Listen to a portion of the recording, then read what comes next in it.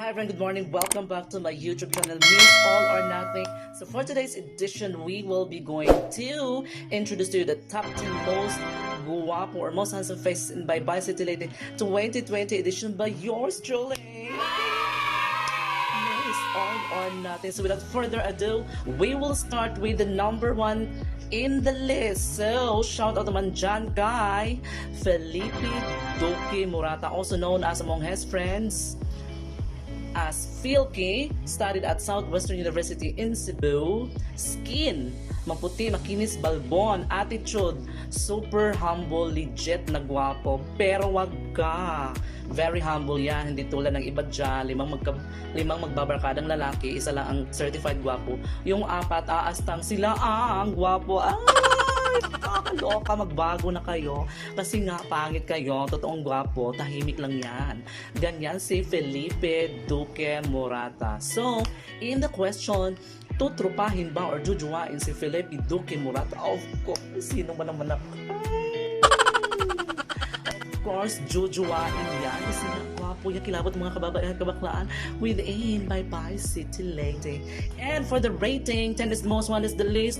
I will give him 10 over 10. So perfect 10. Shiny, shaka, delicious. So let's move to number 2 in the list. None other than pa-shout out dyan kay Gian Stefano Howard, also known as Gian among his friends, an alumna of FCIC, currently studying in the University of San Carlos, Cebu.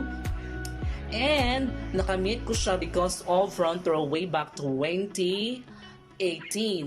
And yun nga lang, hindi ako nag-pay-in. So, skin ni Gian Stefano Hao as a front row endorser, front row member. Nako, mapapa wow ka na lang kasi nga super kinis.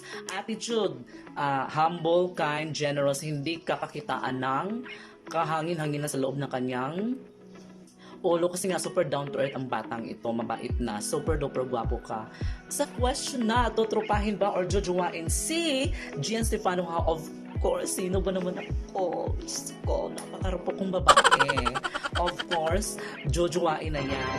Rating of 1 to 10, 10 is the most, 1 is the least. I shall give him a rating of 10 na naman. So ganyan siya ka-yummy and delicious. Our number 2 in the list, which is or who is Gian Stefano Hao. Now, third on the list, sino naman hindi makakakilala sa lalaking ito? Mr. VSU title holder, Nicole Jan Sufficiencia. I hope I pronounced the name and the surname correctly. Again, shout out po natin si number 3 on the list, Nicole Jan Sufficiencia, currently studying in Visayas State University, and I believe graduate siya this year, but I don't know if si VSU ay may graduation ba this year o wala na. So, attitude niya, hindi siya snubber sa mga kakilala niya. Pero kung hindi kanya kakilala, deadma to the max when it comes to communication. Wala kaming communication kasi nga, sa sobrang kagupuhan niya, nakakahiyang kahit i-PM lang siya sa messenger or any social media account. And sa tanong kung tutupahin ba or jujuwain si Nicole Jan Sufficiencia, oh my God, crush ko siya matagal na. So, wala nang kemi-kemi, walang arte-arte pa. Jojoain na yan. At ang rating natin for his yumminess, for his yumminess rating ay 10 over 10. So, tatlo na sila na naka-perfect. Meaning, sila ang mga type ko. Secret. Pero nalaman na nila ngayong lahat. Now, we have number 4 in the list, most handsome faces in Bye Bye City Lady. We have, yes, shout out naman dyan kay Jeremy Abapo, number 4 ka, the top 10 most handsome faces in Bye Bye City Lady. So, sino nga ba si Jeremy Abapo? Currently studying in Visayas State University main campus and taking up Bachelor of Science in Computer Science, I believe again. He is supposed to graduate this year. Yun nga lang, ang tanong, meron nga ba meron bang graduation si VSU this year? So, parang wala ayon sa ating inampalan. So, attitude, game na game siya sa kanyang mga friends, even if you're a member of LGBTQIA+, hindi kanya babastusin, ganyan siya ka-gentle among all gender. Wala siyang paki kung bakla ka, basta't marunong kang rumispeto sa kanya. Ay, re-respetuhin kanya. You can even hug him na lang mali siya, pero kung ako ang hahag sa kanya, may mali siya na yan. So, sa tanong na. Tutupahin nga ba or jujuwain si Jeremy Abapo? Ay, naku. Crush ko yan, matagal na kaya. Wala nang kemik-kemik. Jujuwain na yan. Rating in 10 is the most one is the least. Ang ibibigay kong rating sa kanya ay walang iba kundi 9.9 kasi ang 1% hindi ko pa kasi siya lubos ng kilala. So I'm leaving 0.1% sa kanyang rating. Yan, si Jeremy Abapo, number 4 in the list of most handsome faces in by Basi Delayed 2020 edition of Miss All or Nothing, yours truly. Everyone, number 5 in the list of Totropain or Jojowahin most handsome beautiful faces in by Basi Delayed. We have the political son of political family, Kari family, Michael Ivan Kari, yes, the eldest in the family of Sir Mike Kari. So, shout out natin dyan, top 5 in the list, most handsome beautiful faces in by Basi Delayed 2020 edition, brought to you by Miss All or Nothing. We have Michael Ivan Kari, currently studying in Cebu Doctors University. Attitude niya is humble, kind, generous, on-cam and off-cam. He is a legit, very kind friend. Then, pag nakasalubong mo siya, kahit member ka ng LGBTQIA family, hindi ka niya iistabing ganyan siya ka, professional at the same time ka, bait. Sa question na tutupahin nga ba or jojowahin si Michael Ivan Kari, ang sagot ko dyan, ay, jojowahin na yan. Pero, Kari family kasi kaya, kung sino ka man, think 100 million times. So when it comes to rating, ang rating na ibibigay natin kay Michael Ivan Kari ay na scale of 10 is the most one is this, ang bibigay ko ay 9.9%. Ganyan. Then here comes number 6 on the list. We have, hindi na siya kilala kasi tiga somewhere barangay siya nakatira. Pa-shoutout dyan kay Rumnek Ricones, my former student in Cebu National High School.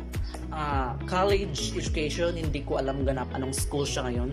In college. Then, attitude, ano siya, mabait, kwela, game, kahit anong pagawa mo, wag lang yung bad. XX tayo dyan. And then, tutropahin pa or jojowain si Romnick Ricones. Of course, tutropahin lang yan kasi chick boy yan. Iiyak-iyak ka lang dyan. Hindi yan loyal, pero gwapo yan. Rating in a scale of 10 is the most one is the least. Ang bibigay natin na rating sa kanya ay 9.7.3 ang kulang niya. So, malapit na to perfection. So, we will move on to the 7th in the list. Ay, ito, talagang legit ito. Pa-shout out just the number 7 in the list. Most handsome faces in by Basi Delayed, Vernon Flores Inahay. Ayan, pasok pa sa ating top 7 in the list. Most handsome faces in by Basi Delayed 2020 edition, brought to you by Miss All or Nothing.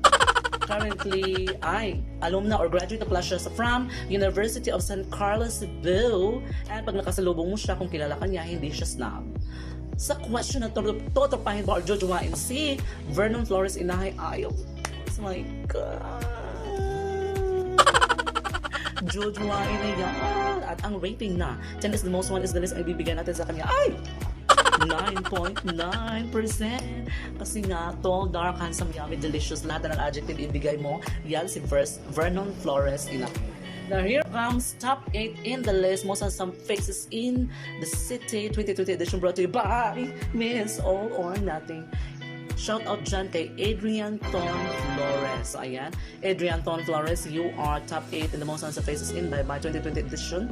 School, FCIC, I believe, grade 12 siya this coming June. Pag nakasalubong mo siya, hindi siya snub, pag kilala ka niya. Pero kapag hindi kanya kilala, X, dead na to the max.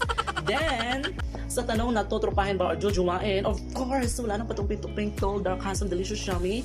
Jojowain na yan. And the rating of 1 to 10, 10 is the most, 1 is the least. Ang ibibigay natin ay 9.9. So, ayan na. Yan ang ating top 8 in most handsome faces in by Basi Delayed 2020 edition. We're now in number 9 in the list. We have John Paul Loreto. Yes, shout out John Paul Loreto. You are number 9 in the list of most handsome faces in by Basi Delayed 2020 edition, brought to you by Miss All or Nothing. Grade 9 siya, I believe, this June. And then, attitude, pag nakasalubong mo siya, kahit LGBTQIA family ka, hindi siya snob, mabait, legit na down to earth. Favorite food daw niya is carbonara. Sa tanong na tutupahin mo o jojowain si John Paul Loreto, of course, Kung hindi lang siya underage, jujuwain yan, kaso underage pa, kaya matakot ka kay DSWD. Tutupain na muna natin yan. Let's move to the rating. Rating na ibibigay natin sa kanya ay 9.8. Yung point 2 kasi underage siya, then hindi ko pa siya lubosang kilala. So stay away tayo sa Pearly Shell. Now let's move to the person that completed the top 10 in the most handsome faces in Bye City League 2020 edition, brought to you by Miss All or Nothing. We have shout out dyan kay Jonelle Tortosa. Yes, Jonelle Tortosa, pasok ka sa pansampung listahan sa most handsome faces in Bye City League 2020 edition. School, Bye City Senior High School, grade 12 siya this coming June. Favorite food niya ayon sa kanya, shrimp and fried chicken. Of course, luto ang mga yan dapat. Pag nakasalubong mo siya, attitude niya, down to earth, general, super mahihain. Pero pag game na kayo na magkakilala, kwela pa yan kesa sa'yo. So sa tanong na tutuprahin or jujuwain, of course, jujuwain na yan. Kaso nga na underage pa, so blank na naman with DSWD. Tutupahin na muna hanggang makarating ng legal age si Bagets. Now, rating, ibibigay natin sa kanya. 1 is the least, 10 is the most, bibigyan natin ay 9.8. Maghintay-hintay tayo, yan ang point 2 na minus sa kanya. So, this is it. This is our top 10 most.